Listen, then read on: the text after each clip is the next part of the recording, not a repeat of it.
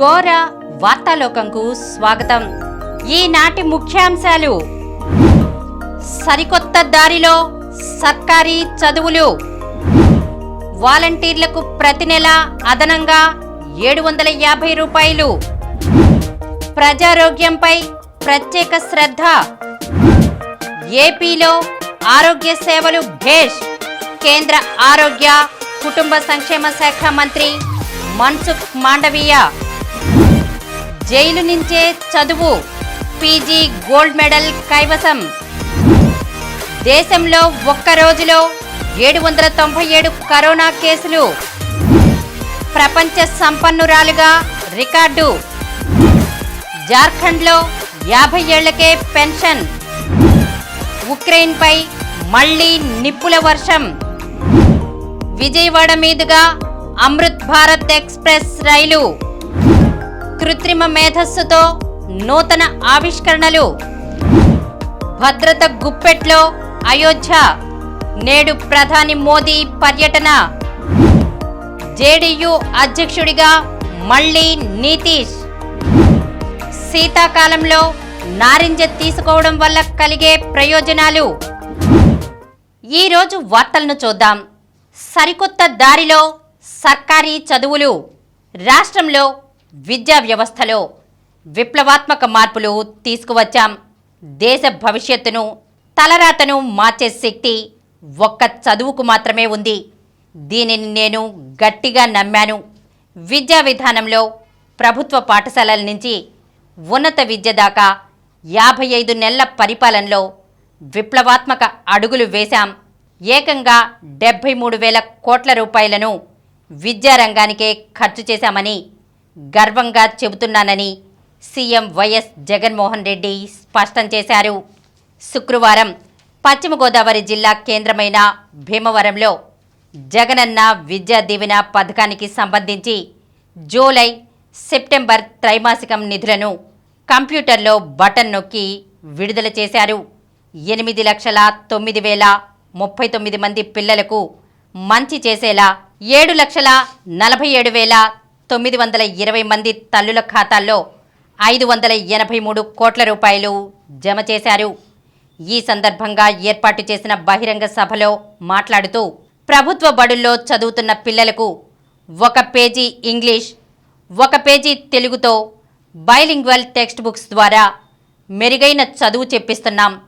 శ్రీమంతుల పిల్లలకే అందుబాటులో ఉండే 15,000 రూపాయలు ఆన్లైన్లో చెల్లిస్తే తప్ప రాని బైజూస్ కంటెంట్ను మన ప్రభుత్వ పాఠశాలల్లో చదువుతున్న పిల్లలకు ఉచితంగా అందిస్తున్నాం. 6వ తరగతి, ఆపై తరగతి గదుల్లో ప్రతి క్లాస్ రూమ్లో ఇంటరాక్టివ్ ప్లాట్ఫామ్లు ఏర్పాటు చేసి డిజిటల్ క్లాస్ రూమ్లుగా మార్చి డిజిటల్ బోధనను తీసుకువచ్చాం అన్నారు. 8వ తరగతికి వచ్చేసరికి పిల్లలకు ట్యాబ్లు ఇస్తున్నాం.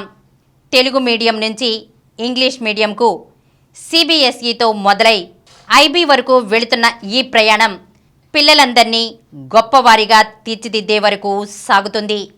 3వ తరగతి నుంచి టోఫెల్ సబ్జెక్టును తీసుకువచ్చి క్లాస్ టీచర్ లేని పరిస్థితి నుంచి ఏకంగా స్కూళ్లలో సబ్జెక్ట్ టీచర్లను ఏర్పాటు చేయడం వరకు చేశామన్నారు.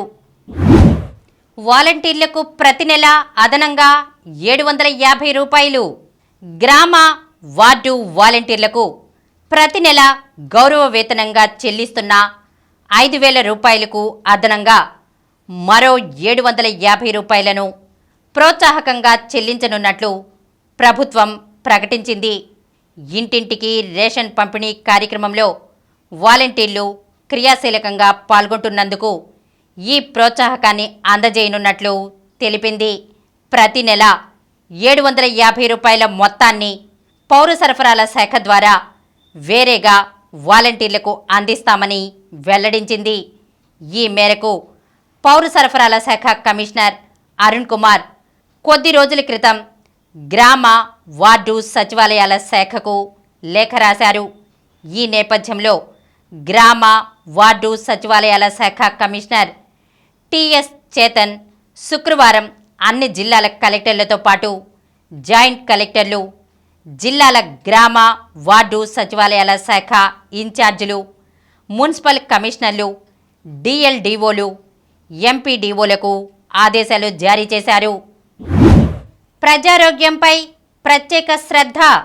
ఫ్యామిలీ డాక్టర్, జగనన్న ఆరోగ్య సురక్ష, వైఎస్ఆర్ ఆరోగ్యశ్రీ తదితర కార్యక్రమాల ద్వారా ప్రజారోగ్యానికి అండగా నిలుస్తున్న వైఎస్ జగన్ ప్రభుత్వం ఇప్పుడు మరో అడుగు ముందుకేసింది.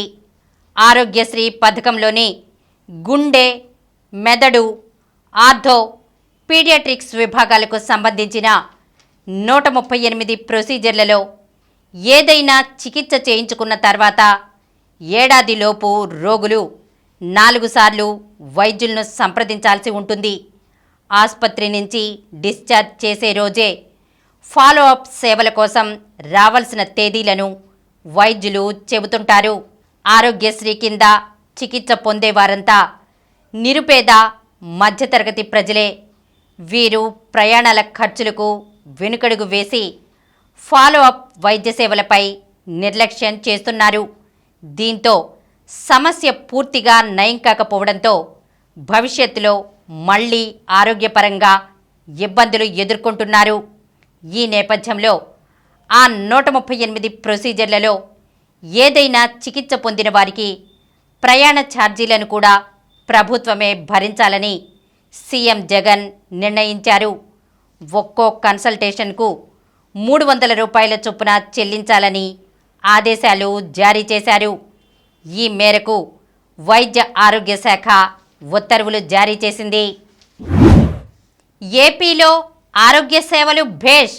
ఆంధ్రప్రదేశ్లో ఆరోగ్య రంగ సేవలు ప్రగతి బాగుందని కేంద్ర ఆరోగ్య, కుటుంబ సంక్షేమ శాఖ మంత్రి మన్సుఖ్ మాండవీయ ప్రశంసించారు.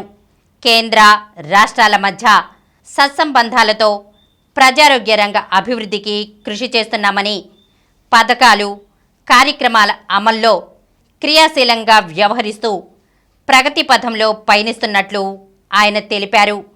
ప్రధానమంత్రి ఆయుష్మాన్ భారత్ ఆరోగ్య మౌలిక వసతుల మిషన్ కార్యక్రమంలో భాగంగా 23.75 కోట్ల రూపాయల చొప్పున ఎన్టీఆర్, అనకాపల్లి జిల్లాలకు మంజూరైన క్రిటికల్ కేర్ బ్లాక్ల శంకుస్థాపనతో పాటు 125 కోట్ల రూపాయల చొప్పున పశ్చిమ గోదావరి జిల్లా, ప్రకాశం, విజయనగరం, గుంటూరు, కృష్ణా, అన్నమయ్య, శ్రీకాకుళం జిల్లాల్లోని ఏరియా, జిల్లా ఆసుపత్రుల్లో ఏర్పాటు చేసిన 7 సమీకృత ప్రజారోగ్య ల్యాబొరేటరీలను విజయవాడ నుంచి వర్చువల్గా ప్రారంభించడంతో పాటు విజయవాడలోని ప్రభుత్వాసుపత్రిలో 30 కోట్ల రూపాయలతో ఏర్పాటయ్యే బయోలెఫ్టీ లెవెల్ 3 ల్యాబొరేటరీకి శుక్రవారం శంకుస్థాపన చేశారు. ఈ సందర్భంగా ప్రభుత్వాసుపత్రి ప్రాంగణంలో ఏర్పాటు చేసిన ఫోటో ప్రదర్శనను తిలకించారు. అనంతరం పొన్నూరు మండలం మామిళ్లపల్లి గ్రామంలో రాష్ట్ర వైద్య ఆరోగ్య శాఖ మంత్రి విడుదల రజనీతో కలిసి పలు కార్యక్రమాల్లో పాల్గొన్నారు. జైలు నుంచే చదువు, పీజీ గోల్డ్ మెడల్ కైవసం. జైలు శిక్ష పడిన యువ ఖైదీ అక్కడి అధికారుల సహకారం, పట్టుదలతో లా కోర్స్ చదివి న్యాయవాద పట్టాతో తన తండ్రిని నిర్దోషిగా నిరూపించేందుకు న్యాయస్థానంలో వాదించి గెలిచిన ఘటనను 20 ఏళ్ల క్రితం స్టూడెంట్ నంబర్ 1 సినిమాలో చూశాం. అదే తరహాలో యావజ్జీవ కారాగార శిక్ష పడిన ఓ యువకుడు నిజ జీవితంలో విజయం సాధించి రియల్ హీరోగా పేరు తెచ్చుకున్నాడు.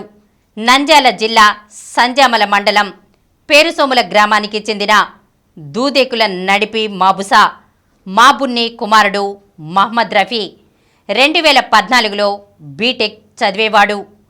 ఆ సమయంలో ప్రేమ వ్యవహారంలో అదే గ్రామానికి చెందిన ఓ యువతి హత్యకు కారకుడని భావించి ఆ యువకుడిపై పోలీస్ స్టేషన్లో హత్య కేసు నమోదైంది.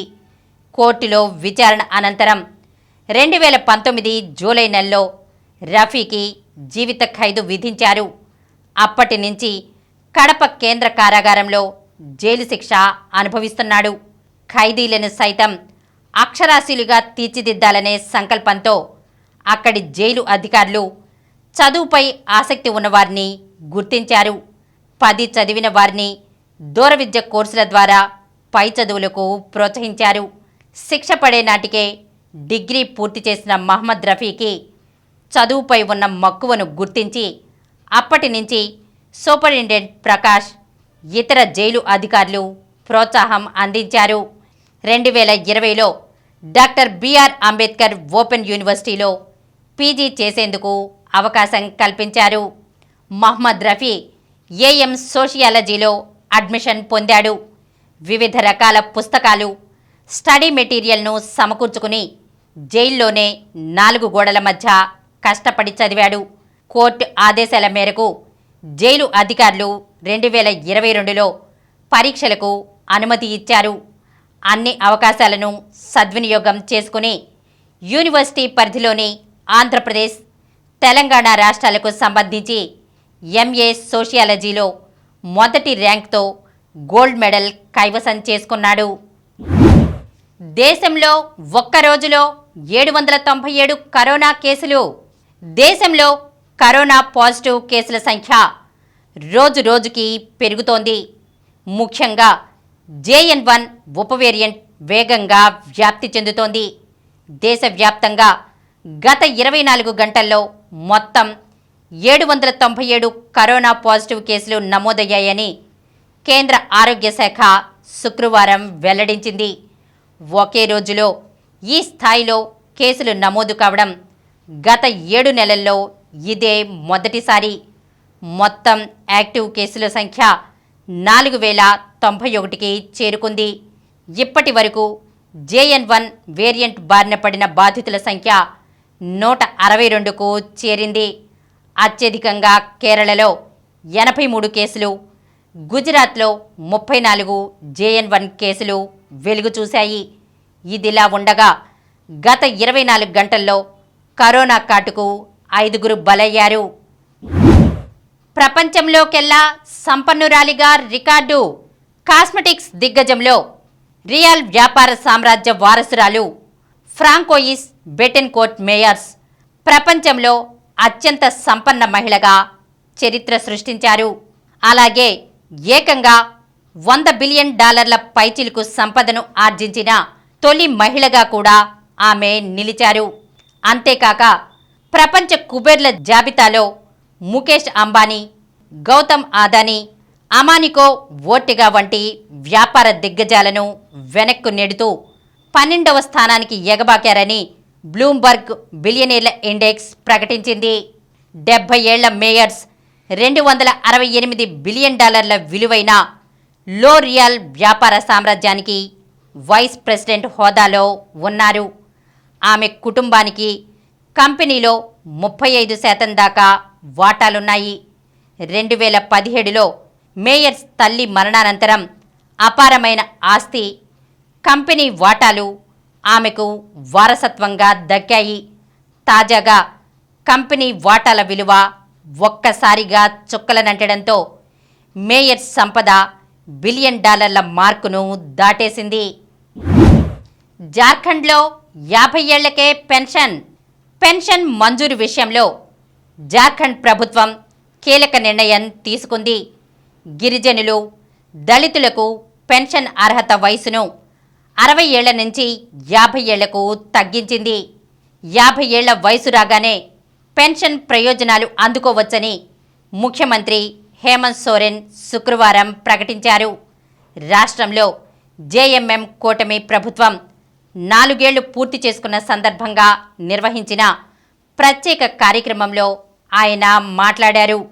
గిరిజనులు, దళితుల్లో మరణాల రేటు అధికంగా ఉందని, 60 ఏళ్లు దాటాక వారికి ఉపాధి, ఉద్యోగ అవకాశాలు లభించడం లేదన్నారు. ఉక్రెయిన్పై మళ్లీ నిప్పుల వర్షం. ఉక్రెయిన్పై రష్యా సైన్యం మరోసారి భీకర స్థాయిలో విరుచుకుపడింది. చాలా రోజుల తర్వాత అతిపెద్ద దాడికి పాల్పడింది.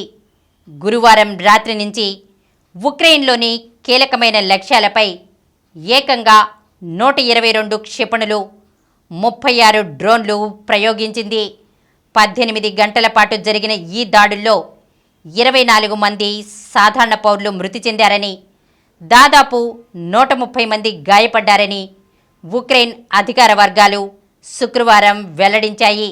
ఉక్రెయిన్ రష్యా యుద్ధం మొదలైన తర్వాత ఉక్రెయిన్పై ఇదే అతిపెద్ద వైమానిక దాడి అని పేర్కొన్నాయి. విజయవాడ మీదుగా అమృత్ భారత్ ఎక్స్ప్రెస్ రైలు. అమృత్ భారత్ ఎక్స్ప్రెస్ రైలును విజయవాడ డివిజన్ మీదుగా నడపనున్నట్లు విజయవాడ రైల్వే డిఆర్ఎం నరేంద్ర ఏ పాటిల్ తెలిపారు.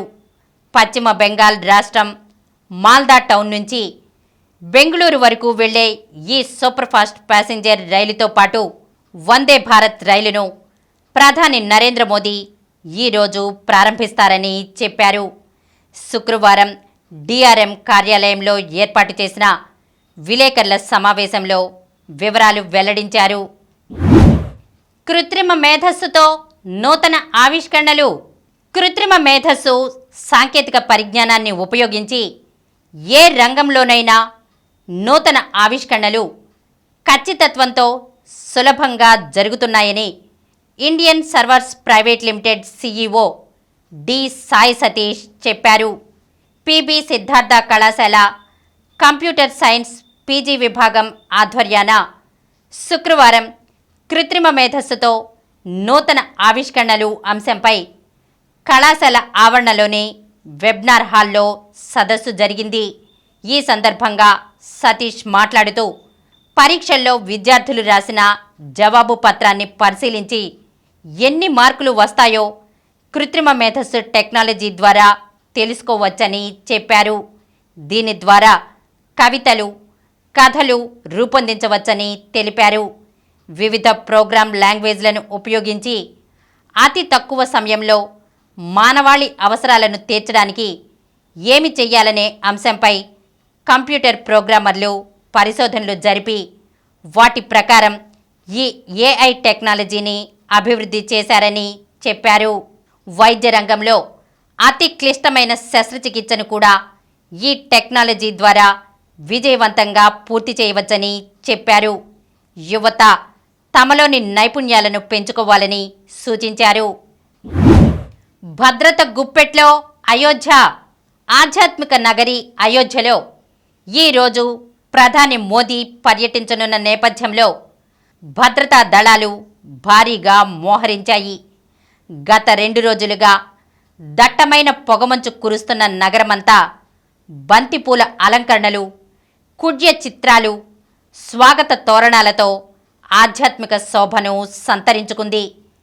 ఈరోజు ఉదయం 10:45 ప్రధాని అయోధ్య విమానాశ్రయానికి చేరుకుంటారు. ఆ తర్వాత ఆధునిక హంగులు, రామమందిర చిత్రాలతో పునరుద్ధరించిన అయోధ్య రైల్వే స్టేషన్ను, మహర్షి వాల్మీకి అంతర్జాతీయ విమానాశ్రయాన్ని ప్రారంభిస్తారు. ఈ కార్యక్రమాల అనంతరం విమానాశ్రయం ప్రక్కనున్న మైదానంలో ఏర్పాటు చేసే జన్ సభలో మాట్లాడతారు. ఈ సభకు 1,50,000 మంది హాజరయ్యే అవకాశం ఉంది. సభానంతరం ప్రధాని తిరుగు పయనమవుతారు అని అయోధ్య డివిజనల్ కమిషనర్ గౌరవ్ దయాల్ తెలిపారు. ప్రధాని తన పర్యటనలో 2 అమృత్ భారత్ రైళ్లు, 5 వందే భారత్ రైళ్లకు పచ్చజెండా ఊపనున్నారు. అయోధ్యలో ప్రపంచ స్థాయి మౌలిక సదుపాయాల కల్పనకు 11,100 కోట్ల రూపాయల ప్రాజెక్టులను, యూపీలోని ఇతర ప్రాంతాల అభివృద్ధికి 4,600 కోట్ల రూపాయల పనులను ప్రారంభిస్తారు. అలాగే రామ మందిరానికి చేరుకునేలా కొత్తగా పునరుద్ధరించిన 4 రహదారుల ప్రారంభం కూడా ప్రధాని షెడ్యూల్లో ఉన్నట్లు పీఎంఓ తెలిపింది. ఇదిలా ఉండగా అయోధ్యలో జనవరి 22న జరగనున్న ప్రాణప్రతిష్ఠ వేడుకకు Congress parliamentary party chairperson Sonia Gandhi హాజరు గురించి పార్టీ స్పందించింది. కాంగ్రెస్ నేతల హాజరుపై తగిన సమయంలో నిర్ణయం తీసుకుని ప్రకటిస్తామని ఏఐసీసీ ప్రధాన కార్యదర్శి జైరాం రమేష్ శుక్రవారం ఢిల్లీలో మీడియాకు వెల్లడించారు. సోనియాతో పాటు కాంగ్రెస్ అధ్యక్షుడు మల్లికార్జున ఖర్గేకు ఆహ్వానాలు అందిన విషయాన్ని ఆయన ధృవీకరించారు. జేడీయూ అధ్యక్షుడిగా మళ్లీ నితీష్. జనతాదళ్ అధ్యక్షుడిగా బీహార్ ముఖ్యమంత్రి నితీష్ కుమార్ రెండోసారి ఎన్నికయ్యారు. పార్టీ జాతీయ కార్యవర్గ సమావేశంలో ప్రతినిధులు ఈ మేరకు నిర్ణయం తీసుకున్నారు. గతంలో 2016 నుంచి 2020 వరకు నితీష్ జేడీయూ అధ్యక్షుడిగా వ్యవహరించారు. శుక్రవారం జరిగిన సమావేశంలో నితీష్ పేరును ఇప్పటి వరకు అధ్యక్షుడిగా ఉన్న లలన్ సింగ్ స్వయంగా ప్రతిపాదించినట్లు సమాచారం. 2024 సార్వత్రిక ఎన్నికల పోరుకు సంబంధించి ప్రస్తుత కీలక తరుణంలో ఆయన నాయకత్వం అవసరమని, అదే సమయంలో తాను తన సొంత లోక్సభ నియోజకవర్గంలో పోటీకి సంబంధించి తీరిక లేకుండా ఉంటానని కూడా లలన్ పేర్కొన్నట్లు తెలిసింది. బీహార్లోని ముంగేర్ నియోజకవర్గం నుంచి ఆయన లోక్సభకు ప్రాతినిధ్యం వహిస్తున్నారు. నితీష్ ఎన్నికను ఆ పార్టీ జాతీయ కౌన్సిల్ ఏకగ్రీవంగా ఆమోదించింది. శీతాకాలంలో నారింజ తినడం వల్ల కలిగే ప్రయోజనాలు. శీతాకాలంలో నారింజ తింటే జలుబు వస్తుందనే భయంతో ఎక్కువ మంది తినడం లేదు. అయితే శీతాకాలంలో నారింజ పండ్లు తినడం చాలా మంచిదని వైద్య నిపుణులు చెబుతున్నారు. జలుబు, దగ్గు మొదలైన వాటి నుండి నారింజ ఉపశమనం కలిగిస్తుంది. ముఖ్యంగా ఊపిరితిత్తుల్లో కఫం ఉంటే నారింజ మంచి ఔషధంలా పనిచేస్తుంది. శీతాకాలంలో నారింజ తినడం వల్ల చాలా ప్రయోజనాలు ఉన్నాయి. నిజానికి నారింజలో విటమిన్ సి పుష్కలంగా ఉంటుంది. విటమిన్ సి శరీరం లోపలి నుండి విషాన్ని తొలగించడంలో సహాయపడుతుంది. రోగనిరోధక వ్యవస్థను బలోపేతం చేస్తుంది. ప్రతిరోజు 2 నారింజలను తింటే రోజువారీ మోతాదుకు తగ్గ విటమిన్ సి లభిస్తుంది. ఫలితంగా శరీరం లోపల బలం పెరుగుతుంది. నారింజలో యాంటీ ఆక్సిడెంట్, యాంటీ బ్యాక్టీరియల్ లక్షణాలు ఉంటాయి. ఇవి శరీరంలో మంట లేదా ఇన్ఫెక్షన్ వంటి వాటికి గొప్ప ఉపశమనాన్ని ఇస్తుంది. నారింజ పండ్లను తినడం వల్ల ముఖంపై ఉండే మొటిమలు మాయమవుతాయి. ఇది శరీరాన్ని ఎక్కువసేపు తేమగా ఉంచుతుంది. ముఖంపై పగుళ్ళు, పొడిబారటం వంటి సమస్యలను ఇది సరిచేస్తుంది. నారింజ పండ్లను ఉదయం ఖాళీ కడుపుతో తినకూడదు. ఇది శరీరంలో ఎసిడిటీకి దారితీస్తుంది. పూర్తి ప్రయోజనాలు పొందాలంటే మధ్యాహ్నం పూట ఈ పండును తినడం మంచిది. ఇప్పుడు కొన్ని సంక్షిప్త వార్తలను చూద్దాం. ఎన్టీఆర్ జిల్లా కలెక్టర్కు సన్మానం. మండల పరిధి గ్రామాల్లో లంక భూముల పట్టాలు పంపిణీ చేసిన ఎన్టీఆర్ జిల్లా కలెక్టర్ ఎస్ దిల్లీరావును ఇబ్రహీంపట్నం మండల లంక భూముల లబ్ధిదారులు, వైఎస్ఆర్సీపీ నాయకులు మర్యాదపూర్వకంగా కలిశారు. ఆయన కార్యాలయంలో శుక్రవారం మెమెంటో అందజేసి శాలువాతో సత్కరించారు. రెండో స్థానంలో ద్రోణవల్లి హారిక. ప్రపంచ బ్లిడ్ చెస్ ఛాంపియన్షిప్ మహిళల విభాగంలో 9వ రౌండ్ తర్వాత భారత గ్రాండ్ మాస్టర్ ద్రోణవల్లి హారిక 7 పాయింట్లతో మరో 4తో కలిసి ఉమ్మడిగా రెండో స్థానంలో నిలిచింది. Aussies day series. Boxing day టెస్ట్లో పాక్ ఓటమి. వీడ్కోలు టెస్ట్లో కెప్టెన్గా ఎల్గర్. అంతర్జాతీయ టెస్ట్ క్రికెట్కు దక్షిణాఫ్రికా ఓపెనర్ డీన్ ఎల్గర్ సారథిగా వీడ్కోలు పలకనున్నారు. భారత్తో సిరీస్కు ముందే మాజీ కెప్టెన్ ఎల్గర్ రిటైర్మెంట్ నిర్ణయం తీసుకున్నారు. తొలి టెస్ట్లో అతని భారీ సెంచరీతో సఫారీ ఇన్నింగ్స్ 32 పరుగుల తేడాతో భారత్పై గెలిచింది. అయితే ఆ మ్యాచ్ మొదటి రోజునే గాయపడ్డ రెగ్యులర్ కెప్టెన్ తెంబా బవుమా జనవరి 3 నుంచి జరిగే రెండో టెస్టుకు దూరమయ్యాడు. ఈ నేపథ్యంలో ఎల్గర్ను దక్షిణాఫ్రికా బోర్డు అతని కెరీర్లో ఆఖరి మ్యాచ్ కోసం కెప్టెన్గా బరిలోకి దింపుతోంది. పట్నా పైరేట్స్కు 4వ విజయం. ప్రో కబడ్డీ లీగ్ 10వ సీజన్లో 3 సార్లు ఛాంపియన్ పట్నా పైరేట్స్ 4వ విజయం నమోదు చేసింది.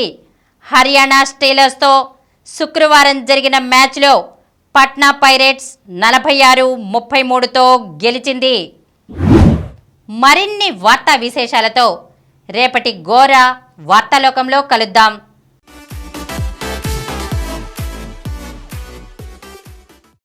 ప్రతిరోజు వార్తా విశేషాల కోసం అనతి కాలంలోనే 20 కోట్ల వ్యూస్కు చేరువలో ఉన్న డాక్టర్ సమరం మల్టీ ఛానల్ నెట్వర్క్ సమర్పించు గోరా వార్తాలోకంకు సబ్స్క్రైబ్ చేయండి, లైక్ చేయండి, మీ ఫ్రెండ్స్కి షేర్ చేయండి.